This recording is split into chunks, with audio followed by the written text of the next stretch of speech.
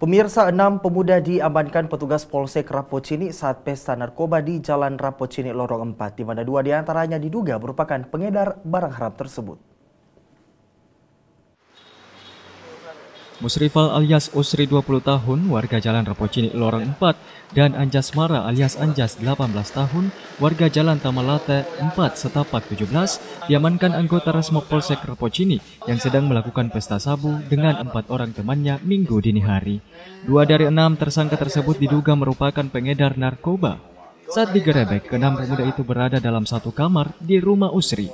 Diduga ke-6 pemuda itu baru selesai berpesta sabu-sabu. Dari hasil interogasi, diketahui barang bukti berupa sabu-sabu itu dibeli oleh Usri dan Anjas di Jalan Karung-Kerung seharga Rp15.000 dan dipecah menjadi paketan kecil yang akan dijual Rp100.000 per paketnya. Kanit Reskrim Ibtu Saharudin membenarkan adanya penangkapan ke-6 pemuda itu.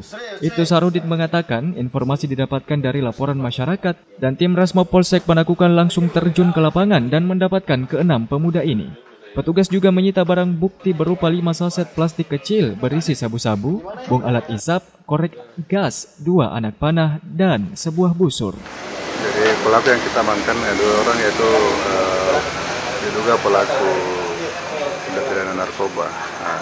Adapun kronologisnya itu setelah kami mendapat informasi dari masyarakat bahwa ada sekelompok kelompok begal sementara pesta sabu, terus tim sus atau anggota kami langsung berangkat ke TKP dan pada saat tiba di TKP menemukan